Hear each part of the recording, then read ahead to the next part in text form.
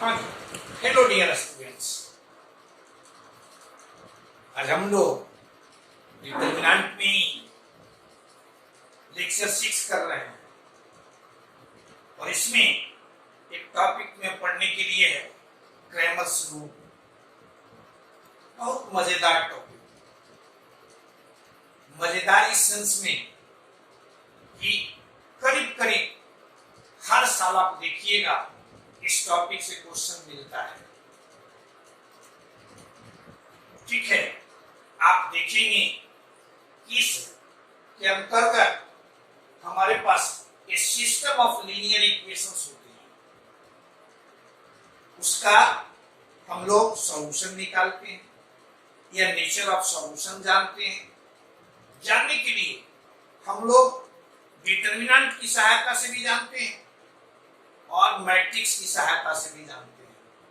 यानी इसको सॉल्व करने के लिए हमारे पास दोनों टॉपिक में तरीका है, डिटरमिनेंट में भी है और मैट्रिक्स में भी है।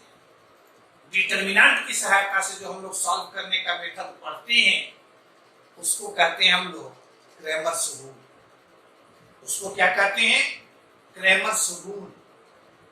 क्या कहे कि जो ये सिस्टम ऑफ लीनियर इक्वेशंस को डिटरमिनेंट की सहायता से with the help of determinant solve करने के मेथड को हम लोग कहते हैं क्रैमर्स रूल। क्या कहते हैं? Cramer's rule. अब इसमें सम टर्म्स को आप समझिए। जैसे आपके पास ये तीन देख रहे हो साइमल्टेनियस लीनियर इक्वेशंस। कैसा इक्वेशंस? लीनियर। लीनियर समझते हैं? देखते हो वेरिएबल का पावर यहां 1, तो इसको हम लोग कहते हैं लीनियर इक्वेशंस। अब आपसे कहे इसको आप सॉल्व कीजिए, ये आपसे पूछे कि इसका जो सॉल्यूशन मिलेगा वो कैसा सॉल्यूशन मिलेगा, यानी इसका सॉल्यूशन मिलेगा या नहीं मिलेगा। मिलेगा तो यूनिक सॉल्यूशन होगा या इनफाइनाइट सॉल्यूशंस होंगे। क्लियर है? ये सारे चीज को हम लोग इस टॉपिक में पढ़ेंगे। अब जैसे ये तुम्हारा दिए हुए 3 साइमल्टेनियस लीनियर इक्वेशंस, तो इसमें फर्स्ट टर्म आप देखिए, फर्स्ट टर्म तुम्हारा है डेल्टा। क्लियर है? फर्स्ट टर्म क्या है? डेल्टा। कहते हैं आपसे कोई पूछे कि डेल्टा क्या है तो कहते हैं हम लोग it is a determinant, it is a determinant form by the coefficients of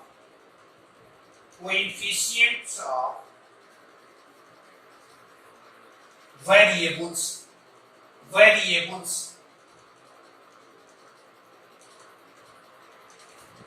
यानी डेल्टा क्या है? तो वेरिएबल्स के कोएफिशिएंट से बना हुआ डिटरमिनेंट। यानी वेरिएबल्स मींस हुआ that is x, y, z, dash dash. क्योंकि यहाँ 3 ही वेरिएबल है, x, y और z, इसलिए यहाँ 3 ही देंगे। यदि 4 रहेगा, 4 इक्वेशन रहता तो 4 वेरिएबल होते। क्लियर है? ये तुम्हारा हुआ डेल्टा। हमेशा आप ध्यान में रखिएगा डेल्टा क्या है? तो वेरिएबल्स के कोएफिशिएंट से बने हुए डिटरमिनेंट को हम लोग डिनोट करते हैं डेल्टा से। यानी डेल्टा यहां पर तुम्हारा है, देखो तो x के coefficients a1 a2 a3 y के कोएफिशिएंट्स b1 b2 b3 और z के coefficients C1 C2 C3। Clear है?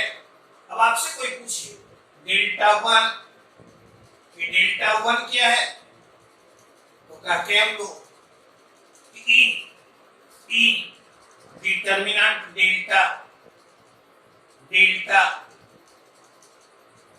यदि डिटरमिनेंट डेल्टा में x के कोएफिशिएंट्स को हम रिप्लेस कर दें कांस्टेंट टर्म से यानी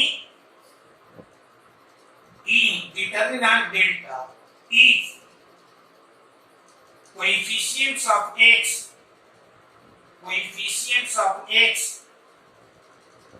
are replaced by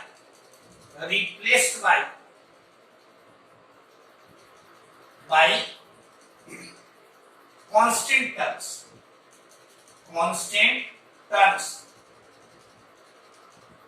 then it is denoted by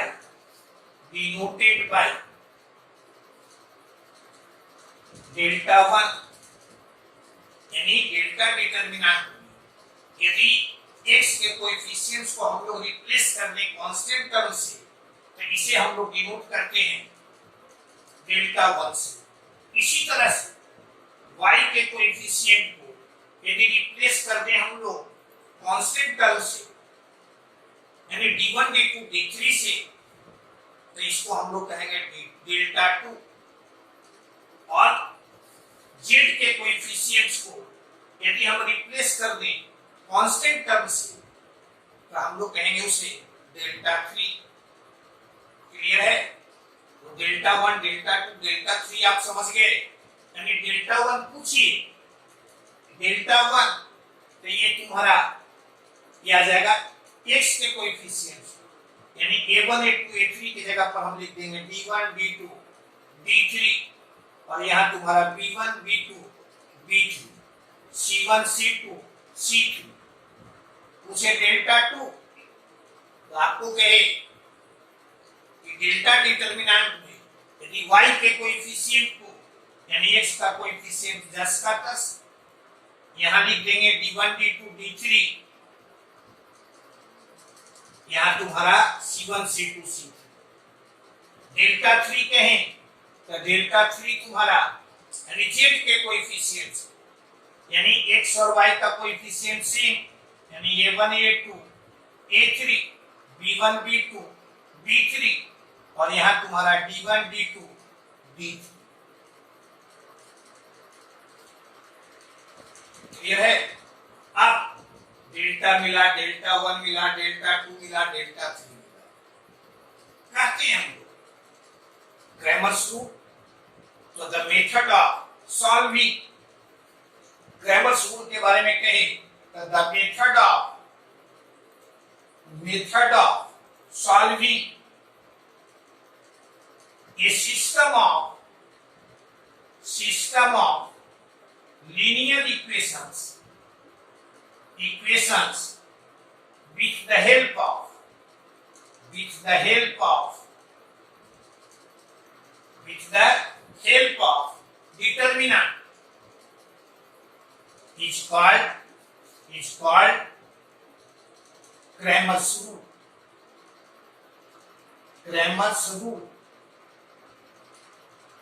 कहते हैं हम लोग it is applicable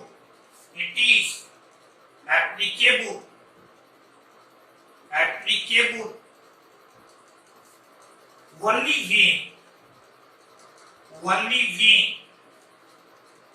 delta not equal to 0। यानी क्रैमर्स रूल का एप्लीकेशन हम लोग कब करेंगे? तो जब डेल्टा नॉट इक्वल टू 0, और तब कहते हैं कि delta not equal to 0 then x का मान लिखेंगे डेल्टा 1 बाय डेल्टा, y का मान डेल्टा 2 बाय डेल्टा, z का मान तो डेल्टा 3 बाय डेल्टा। यानी जब कभी भी लीनियर इक्वेशंस को हमें सॉल्व करना हो, तो सबसे पहले हम लोग डेल्टा निकालते हैं, और if delta not equal to 0, तब हम लोग कहते हैं कि क्रैमर्स रूल एप्लीकेबल है।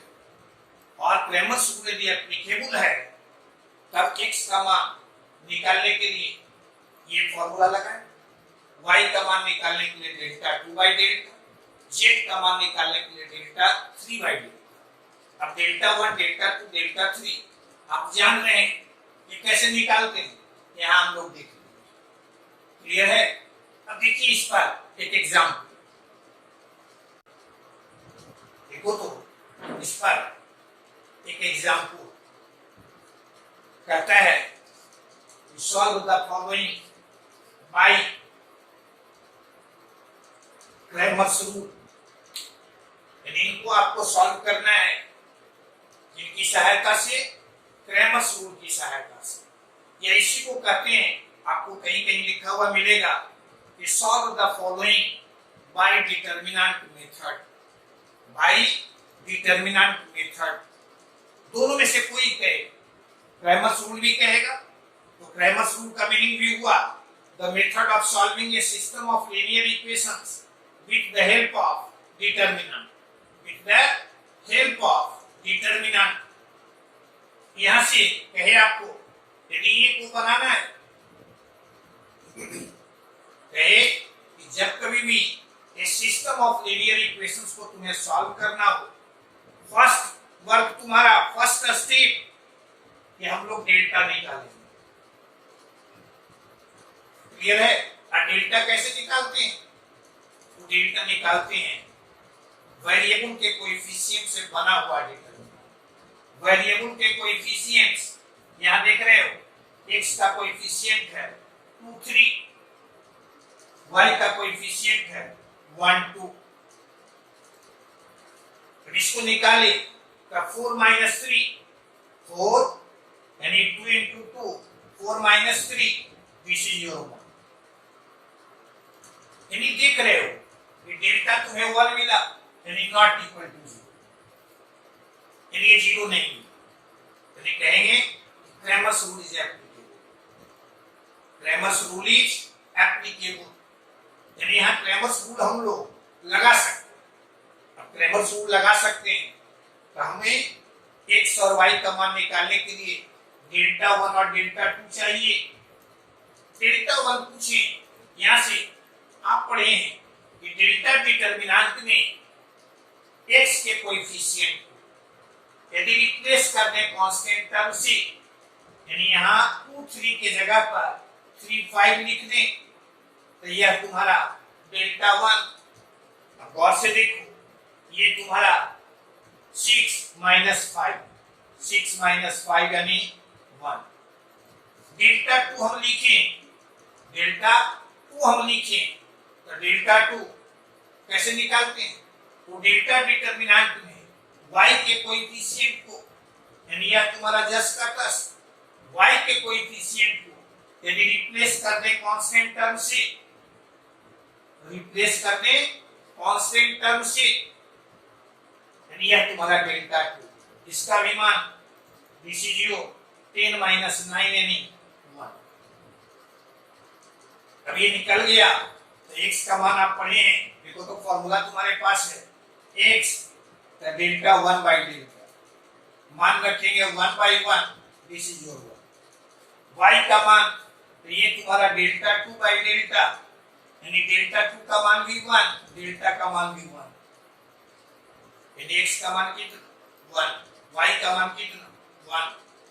यानी ये क्रैमर्स रूल से हम लोग निकालते। ऐसे इसको सिंपलीफाई करने के लिए आप स्कूल में भी तरीका पढ़े, लेकिन यहाँ कह रहा है किसकी सहायता से?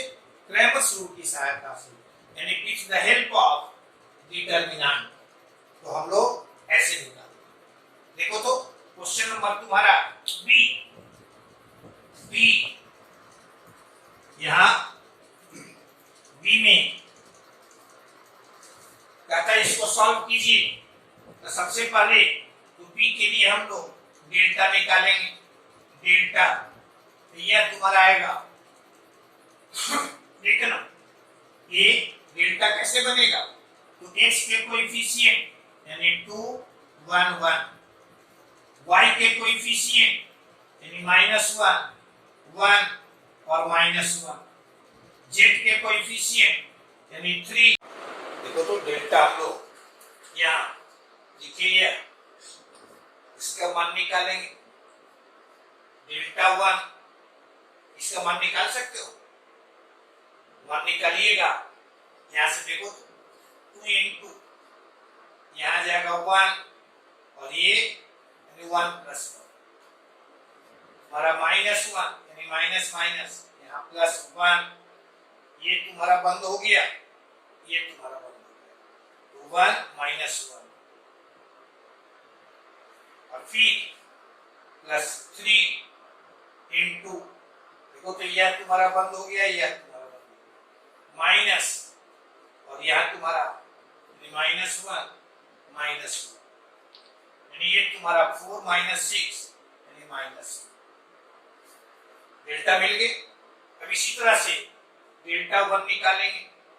डेल्टा 1 तुम्हारा कैसे बनेगा, तो डेल्टा डिटरमिनेंट में x के कोएफिशिएंट को रिप्लेस कर दीजिए कांस्टेंट टर्म से, यह तुम्हारा ऐसे, और y और z का कोएफिशिएंट प्लस का प्लस, क्लियर है, और यानी यहाँ 3 1 1, इसका मान निकालिएगा, यहाँ ये मिलेगा तुम्हें, देखो तो यहाँ डेल्टा का मान कितना मिला है, -2, यानी नॉट इक्वल टू 0, यानी कहेंगे कि क्रैमर्स रूल इज एप्लीकेबल। इसका मान निकालिएगा तो ये भी परहैप्स मिलेगा तुम्हें -2, एक्सपेंड कर दीजिए, डेल्टा 2 निकालिएगा, डेल्टा 2 तो ये तुम्हारा आएगा -4, डेल्टा 2 लिख लीजिएगा। डेल्टा 2 में क्या करेंगे, जो डेल्टा डिटरमिनेंट है उसमें y के कोएफिशिएंट को, यानी x और z का कोएफिशिएंट प्लस का प्लस, y के कोएफिशिएंट को रिप्लेस कर देंगे कांस्टेंट टर्म से, यानी इसका मान निकालिएगा -4, डेल्टा 3 निकालेंगे। डेल्टा 3 तुम्हारा कैसे, तो डेल्टा डिटरमिनेंट में z के कोएफिशिएंट यानी x और y का कोएफिशिएंट प्लस का प्लस, और z का कोएफिशिएंट तुम्हारा रिप्लेस हो जाएगा कांस्टेंट टर्म से, ये मिलेगा तुम्हारा परहैप्स -6।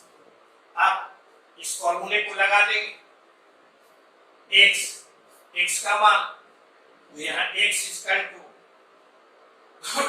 देखो तो डेल्टा 1 बाई डेल्टा, यानी यह तुम्हारा 1, y equal to delta 2 by delta, यानी यह तुम्हारा y इक्वल टू 2, z यानी delta 3 by delta, this is your 3, clear है, यानी ये तुम्हारा क्रैमर्स रूल की सहायता से इसको हम लोग सॉल्व करेंगे। आगे बढ़िए, देखो इसमें हम लोग कुछ टर्म्स को समझने का प्रयास करें। सम टर्म्स, जैसे फर्स्ट टर्म आता है तुम्हारा रूट्स या सॉल्यूशंस, तो हम लोग रूट्स और सॉल्यूशन समझते हैं, कहते हैं कि वेरिएबल का कि वे वैल्यूज जो सिस्टम ऑफ इक्वेशन को सेटिस्फाई करता है, यानी the values of unknown, the values of unknown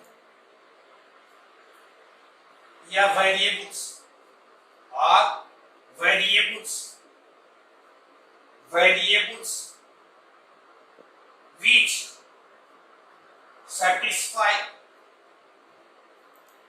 the system of equations, the system of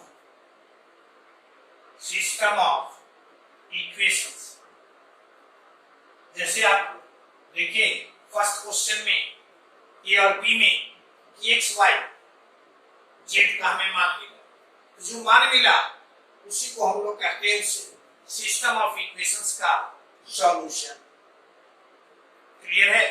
roots या सॉल्यूशंस मींस यानी द वैल्यूज ऑफ अननोन और variables which satisfy the system of equations, clear है।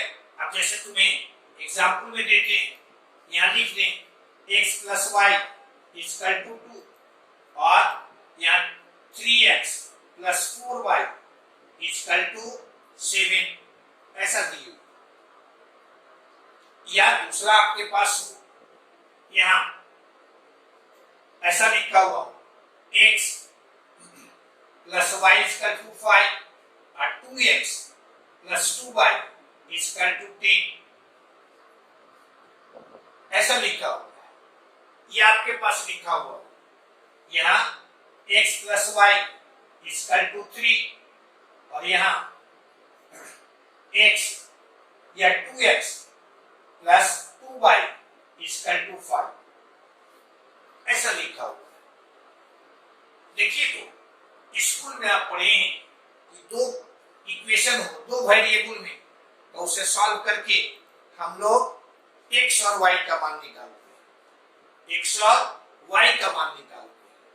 आपसे हम पूछें इसका सॉल्यूशन, तो इसे सॉल्व कीजिएगा, तो यहाँ x का मान मिलेगा 1, y का मान मिलेगा 1।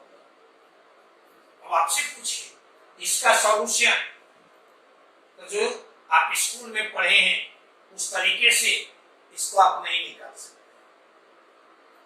क्लियर है? तो क्या करेंगे, ऐसे यहां कहें हम कि x का मान 1, y का मान 4। देखिए दोनों इक्वेशन को सेटिस्फाई करें, x का मान 4, y का मान तुम्हारा 1, दोनों इक्वेशन को सेटिस्फाई करें। x का मान 0, y का मान 5, सेटिस्फाई करें। यानी पूछिए आपसे इसके कितने सारे सॉल्यूशन होंगे, बहुत सारे सॉल्यूशंस होंगे, बहुत सारे सॉल्यूशंस होंगे। इसके बारे में पूछिए कि इसके कितने सॉल्यूशंस होंगे, तब सॉल्व कीजिएगा। या जैसे यहां पर अपने मन से लिए उसको आप लीजिएगा, तो यहां मिलेगा नो सॉल्यूशन, नो सॉल्यूशन। यानी यहां तुम्हारा ये एक ही सॉल्यूशन, इसको कहते हैं यूनिक सॉल्यूशन, यूनिक सॉल्यूशन। इसको कहते हैं infinitely, infinitely many solutions, many solutions. और ये तुम्हारा है नो सॉल्यूशन। क्लियर है? अब इसको आप ये समझिए ज्योमेट्री से इसका मीनिंग क्या है। इन दोनों लाइन को जब आप खींचिए, ड्रा कीजिएगा, तो दोनों एक दूसरे को इंटरसेक्ट करेगा, इंटरसेक्ट करेगा एक कॉमन पॉइंट मिलेगा, कॉमन पॉइंट मिलेगा तो इसका पॉइंट ऑफ इंटरसेक्शन हो, यानी इसका कुछ न कुछ कोऑर्डिनेट होगा। दो लाइन एक से अधिक पॉइंट पर तो कट कर नहीं सकता है, इसलिए इसके यूनिक सॉल्यूशन। इन दोनों को आप गौर से देखिए, तो ये दोनों तुम्हारा दोनों लाइन तुम्हारा कॉन्सिडेंट है, यानी एक ही पर तुम्हारा दूसरा लाइन भी है। स्वाभाविक है कि एक पर जो पॉइंट होगा वो दूसरे पर भी हो, यानी ये यदि फर्स्ट को सेटिस्फाई करता है तो सेकंड को भी सेटिस्फाई करेगा। यानी इसके देखो तो दो लाइन यदि कॉन्सिडेंट है तो इस पर कितने पॉइंट्स कॉमन होंगे, तो इनफाइनाइट जो फर्स्ट पर होंगे वो सेकंड पर भी होंगे। इसलिए इसके कितने सॉल्यूशंस, मेनी सॉल्यूशंस।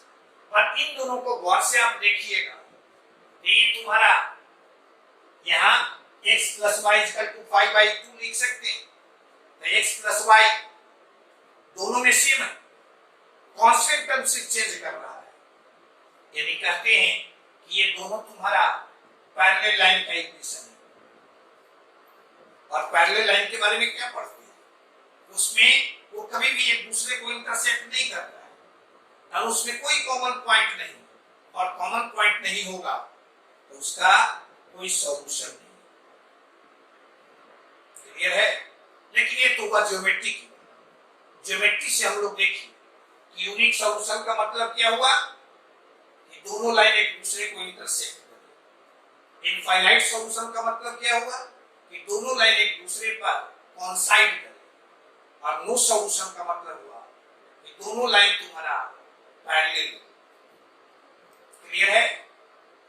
अब डिटरमिनेंट हम लोग कहते हैं कि यूनिक सॉल्यूशन मींस हुआ कि जहां delta not equal to 0, delta not equal to 0 मिले, तो यूनिक सॉल्यूशन जहां डेल्टा इक्वल टू 0 मिले। तो इसमें भी तुम देखोगे डेल्टा का मान 0 मिलेगा, इसमें भी डेल्टा का मान 0 मिलेगा, लेकिन डिफरेंशिएट कैसे करें? तो हम लोग डेल्टा 1 डेल्टा 2 ये सब निकालते हैं, तो इसमें डेल्टा भी 0 है मिलेगा, डेल्टा 1 भी 0 मिलेगा, डेल्टा 2 भी 0 मिलेगा, यानी डेल्टा 3 भी 0 मिलेगा, लेकिन इसमें डेल्टा तो 0 मिलेगा लेकिन at least one of delta 1 delta 2 is not 0, यानी उसमें से कम एक तुम्हारा 0 के इक्वल नहीं। इसमें क्या है, डेल्टा भी 0 और डेल्टा 1 डेल्टा 2 ऑल आर 0। उसमें डेल्टा 0 है लेकिन डेल्टा 1 डेल्टा 2 डेल्टा 3 इसमें से कम एक तुम्हारा नॉन 0। क्लियर है? अब इसको तुम्हें ध्यान में रखना है कि जब कभी भी हम लोग सॉल्व करते हैं, यहां सॉल्व करते हैं इक्वेशन को, तो हम लोग सबसे पहले डेल्टा निकालेंगे। नोट में तुम्हें ध्यान में रखना है, नोट में सबसे पहले पहला स्टेप होगा कि डेल्टा निकालेंगे। डेल्टा यदि नॉट इक्वल टू 0 मिले तो कहेंगे हम लोग यूनिक सॉल्यूशन। कैसा सॉल्यूशन? Unique solution. और वही दूसरा में यदि डेल्टा इक्वल टू 0 मिले एंड ए में डेल्टा 1 या तुम्हारा 0, डेल्टा 2 0, डेल्टा 3 0, देन तुम्हारा कैसा solution? Infinite solutions. Infinite solutions. वही यदि बी में at least one of delta 1 delta 2 not equal to 0 then तुम्हारा नो सॉल्यूशन। क्लियर है? एकदम इसको याद रखना, क्वेश्चन तुम्हें इसी पर मिलता है। बढ़िया, आगे बढ़ो। देखो दूसरा टर्म है तुम्हारा कंसिस्टेंसी। दूसरा टर्म क्या है? कंसिस्टेंसी। यदि ये सिस्टम ऑफ इक्वेशंस आपको दे देगा और आपसे पूछेगा कि वो कंसिस्टेंट है या इनकंसिस्टेंट है, कंसिस्टेंट है या इनकंसिस्टेंट है, तो हम लोग कहते हैं, आप ध्यान में रखिएगा, हम लोग कहते हैं कि a system of equation is said to be consistent if it has some solution। यानी वैसे सिस्टम ऑफ इक्वेशंस को हम लोग कंसिस्टेंट कहेंगे जिसके कुछ सॉल्यूशन हो। वो सॉल्यूशन तुम्हारा यूनिक भी हो सकता है, मेनी सॉल्यूशंस भी हो सकता है। यानी वैसे सिस्टम ऑफ इक्वेशंस जिसके कोई सॉल्यूशन नहीं हो, यानी जिसका नो सॉल्यूशन हो, उसे हम लोग कहते हैं इनकंसिस्टेंट।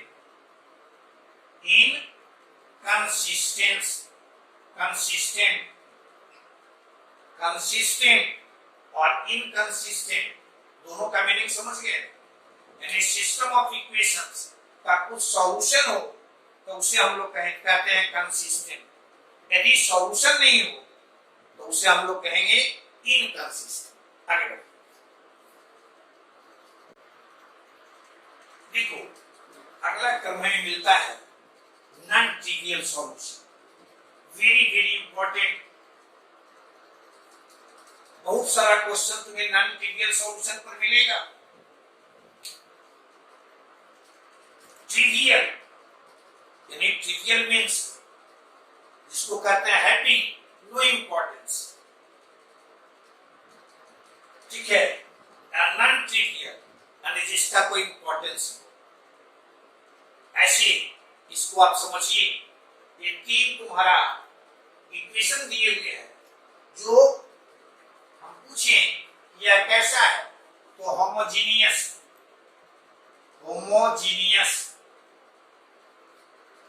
इक्वेशंस। होमोजीनियस समझते हैं? जैसे मान लो एक इक्वेशन तुम्हें हम लिख दें, यहां x square plus x y और माइनस 3y स्क्वायर, ये ऐसा हम लिखें। आपसे हम पूछें यह एक्स में होमोजीनियस है? होमोजीनियस मीन्स हर एक टर्म यदि एक्स का पावर सेम हो तो उसको कहेंगे कि एक्स में होमोजीनियस है। तो यहां देख लो एक्स का पावर 2, यहां एक्स का पावर 1, यहां एक्स का पावर 0। यदि यह एक्स में होमोजीनियस नहीं, पूछिए हम यह y में होमोजीनियस है? तो गौर से देखो, यहां y का पावर 0, यहां y का पावर 1, यहां y का पावर 2। हर एक टर्म में y का पावर सेम नहीं, यानी यह x में भी होमोजीनियस नहीं है, y में भी होमोजीनियस नहीं है। लेकिन आपसे हम यदि पूछें कि x एंड y में x एंड y का मीनिंग हुआ कि हर एक टर्म में x और y के पावर का सम, x और y के पावर का सम यदि सेम मिलता हो तो हम लोग कहेंगे वो x एंड y में होमोजीनियस है। जैसे यहां देख रहे हैं y का पावर 0, x का पावर 2, दोनों के पावर का सम 2, x का पावर 1, y का पावर 1, दोनों के पावर का सम 2। यहां x का पावर 0, y का पावर 2, दोनों के पावर का सम 2। यानी ये तुम्हारा होमोजीनियस इक्वेशन है x एंड y में, not in x, not in y, but in x and y it is homogeneous। Degree कितना है इसका? तो 2। जो दोनों के पावर का सम आएगा वही उस होमोजीनियस इक्वेशन का डिग्री हो जाएगा। अब होमोजीनियस में कोई परेशानी नहीं। तो गौर से यहां देखो, यह एक्स वाई जेड में होमोजीनियस इक्वेशन। कैसा इक्वेशन? होमोजीनियस। होमोजीनियस इक्वेशन की एक खासियत होती है कि वेरिएबल का मान, यानी यहाँ x का मान 0, y का मान 0 और z का मान 0 हम रखेंगे तो ये इसको सेटिस्फाई करेगा, ये इसको सेटिस्फाई करेगा। क्लियर है? ये हर एक होमोजीनियस इक्वेशन की खासियत है कि वेरिएबल का मान जैसे ही आप 0 रखिएगा वो उसको सेटिस्फाई करेगा। यानी इसके लिए अलग से कुछ तुम्हें करने की जरूरत नहीं। इस सॉल्यूशन को हम लोग कहते हैं, यानी all zero solution, all zero solution, या इसी को कहते हैं trivial solution.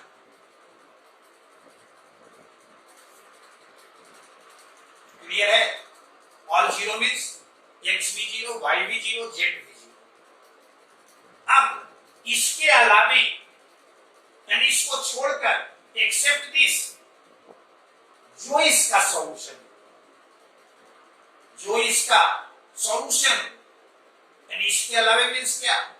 Not all zero, not all zero,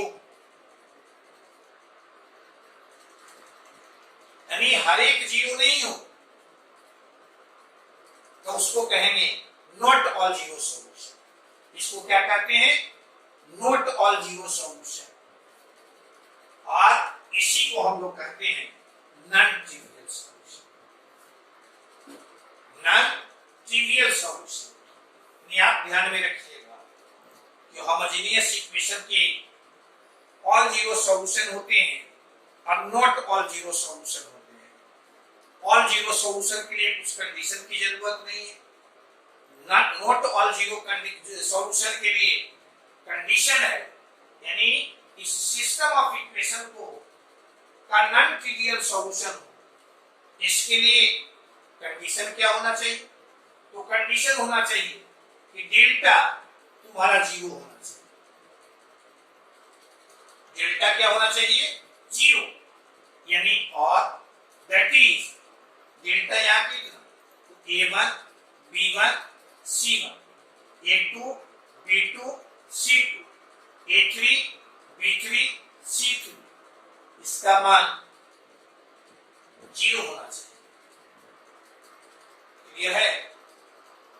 आपको ध्यान में रखना है कि कोई भी जो एक्स वाई जेड में होमोजेनियस इक्वेशन हो, यानी इस रूप का जो इक्वेशन हो लीनियर हो, होमोजेनियस हो, इसके नॉन ट्रिवियल सॉल्यूशन के लिए कंडीशन तुम्हारा ये होता है delta equal to zero.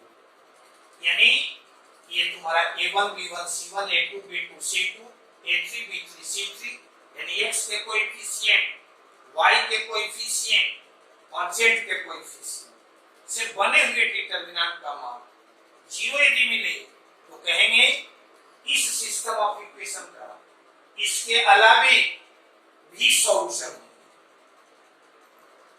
Clear है? कोई परेशानी नहीं? आगे बढ़िए। देखो अभी जो हम लोग नॉन ट्रिवियल सॉल्यूशन पढ़े उसी पर एक क्वेश्चन तुम्हारा है, find the value of k such that the following system of equation possesses a non-trivial solution। यानी आपसे ये सिस्टम ऑफ इक्वेशन दिए हुए हैं, आपसे सीधे पूछता है कि k का वैल्यू बताइए जिसके लिए इसका नॉन ट्रिवियल सॉल्यूशन, यानी तीनों तुम्हारा जीरो नहीं होना चाहिए। फिर आपसे पूछता है also find the solution, also find the solution.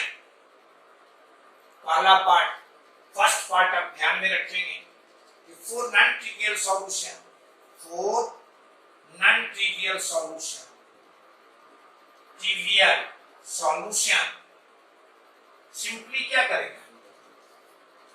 Delta equal to, यानी ये हम लोग लगा दिए delta equal to zero. Delta means क्या? एक्स के कोएफिशिएंट, वाई के कोएफिशिएंट और जेड के कोएफिशिएंट, 3 -2 -2, इसका मान जीरो। क्लियर है? अब इसको हम लोग सिंप्लीफाई कर दें तो यहां से मिलेगा हमें 1 into देखना -4k और प्लस यहां तुम्हारा 6 -k into यह तुम्हारा समाप्त, ये तुम्हारा समाप्त, तो -12 और +4 +3 into यह तुम्हारा समाप्त, यह तुम्हारा समाप्त, 9 - 2k इक्वल टू, और यहां तुम्हारा -4k, यहां माइनस +12k,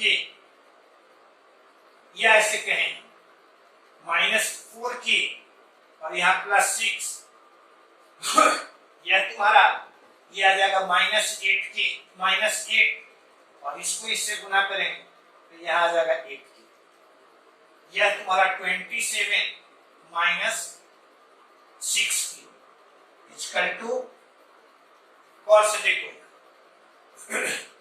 यहां तुम्हारा ये के वाले को एक साथ करें तो यह तुम्हारा आ जाएगा 2k इक्वल टू 33 और के का मान 33 बाई, यानी के का मान हमें मिल गया। क्लियर है?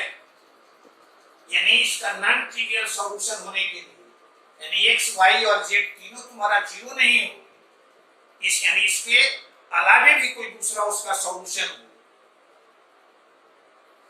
उसके लिए के का मान क्या होना चाहिए? 33/2। क्लियर है? कोई परेशानी नहीं? एक चीज और ध्यान में आप रखिएगा, करते हम लोग कि जो होमोजेनियस इक्वेशन होता है, यदि नॉन ट्रिवियल सॉल्यूशन दे रहा है तो एक्स वाई और जेड का मान जब भी मिलेगा तो एक्स का मान मिलेगा वाई या जेड के टर्म, वाई का मान जब भी मिलेगा तो एक्स या जेड के टर्म में, यानी इसके इनफाइनाइट सॉल्यूशंस हो जाएंगे। जैसे यहां देखो, ये तुम्हारा मान लो फर्स्ट है, यह तुम्हारा सेकंड है और ये तुम्हारा थर्ड है। सॉल्यूशन भी आपसे पूछ रहा है।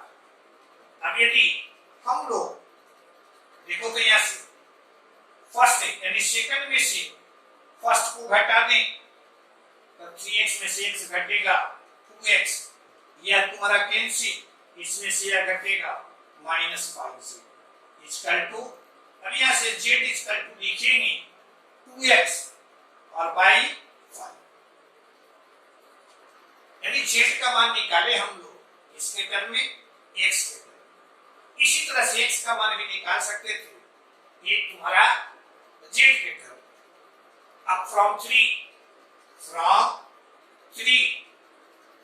देखो तो यहां से 2x का मान कितना, तो 2x का मान यहां z का मान निकाले है x के टर्म में, यदि तुम y का मान भी निकालना चाहो x के टर्म में तो यहां लिख देंगे।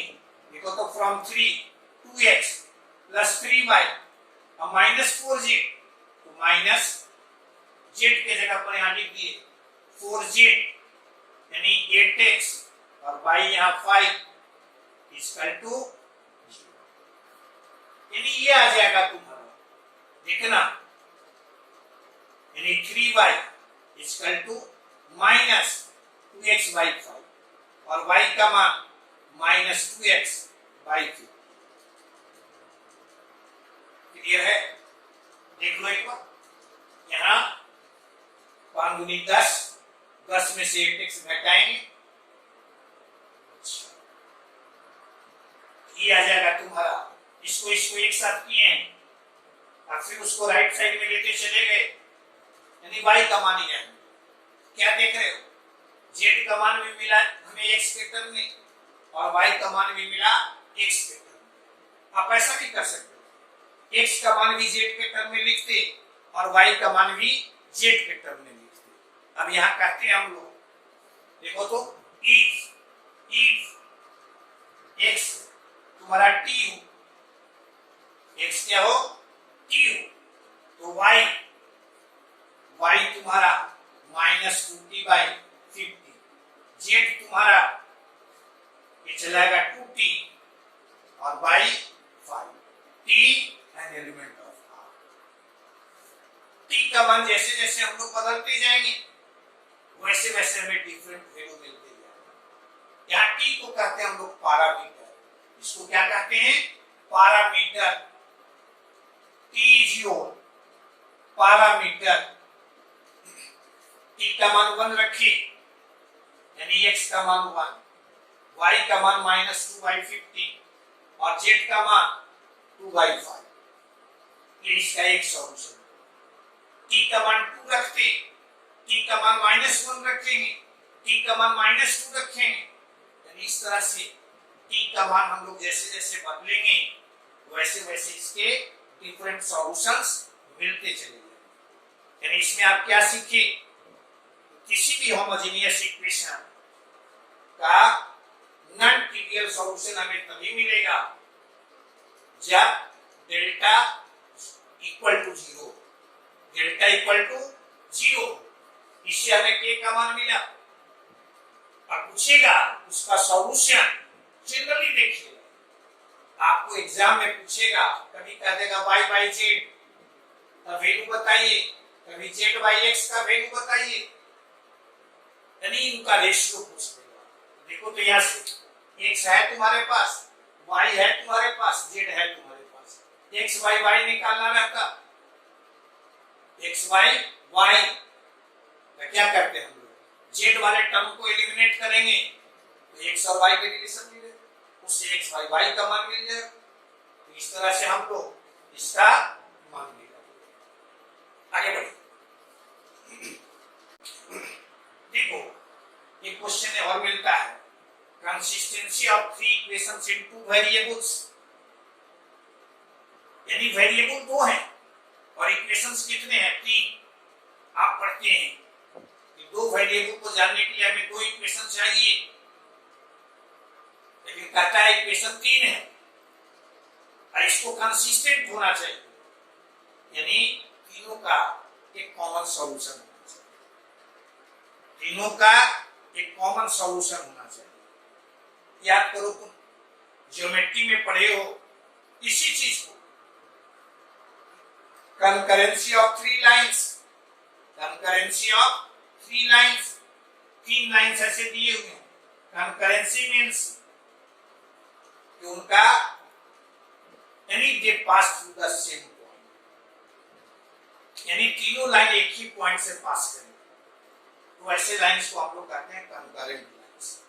यहां भी सेम चीज, तीनों इक्वेशन का एक कॉमन सॉल्यूशन, तो हम लोग कहेंगे वो कंसिस्टेंट।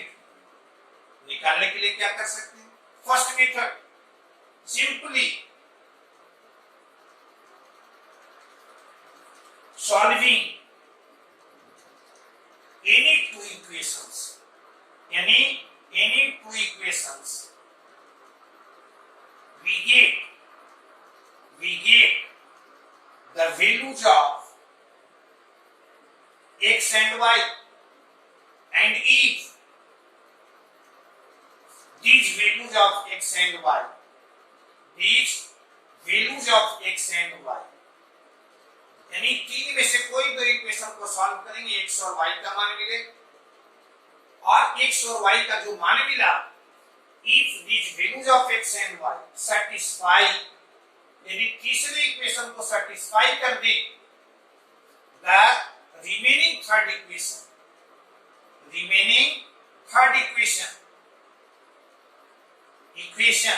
then we say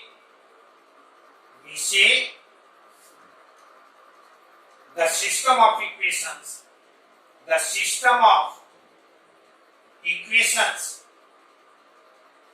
तुम्हारा कंसिस्टेंट, इज कंसिस्टेंट, और यदि सेटिस्फाई नहीं करेगा रिमेनिंग थर्ड इक्वेशन को, तो कहेंगे कि सिस्टम ऑफ इक्वेशन तुम्हारा इनकंसिस्टेंट। इसी तरह से सेकंड मेथड, इसी को ध्यान में रखिएगा,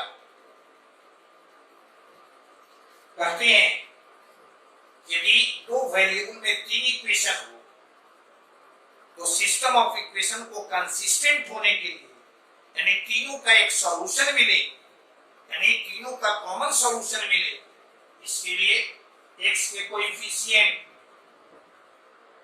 a1, a2, a3, b1, b2, b3, और यानी x के कोएफिशिएंट, y के कोएफिशिएंट और कांस्टेंट से बने हुए डिटरमिनेंट का मान यदि 0 के बराबर आए, 0 के इक्वल हो, तो हम लोग कहेंगे कि सिस्टम ऑफ इक्वेशन तुम्हारा कंसिस्टेंट है, अदरवाइज इनकंसिस्टेंट। क्लियर है? तो ये भी तुम्हारे पास है, ये भी तुम्हारे पास है। ये तुम्हारा शॉर्ट पड़ा, इसमें दो को सॉल्व करना पड़ेगा, तीसरे में उसको पुट करना पड़ेगा। इसमें सीधे x के कोएफिशिएंट, y के कोएफिशिएंट और कांस्टेंट से बने हुए डिटरमिनेंट का मान 0 मिला, तो कह देंगे कि system of equation consistent. Clear है? अब इस पर आप क्वेश्चन बनाइएगा, फिर हमसे मदद लीजिए।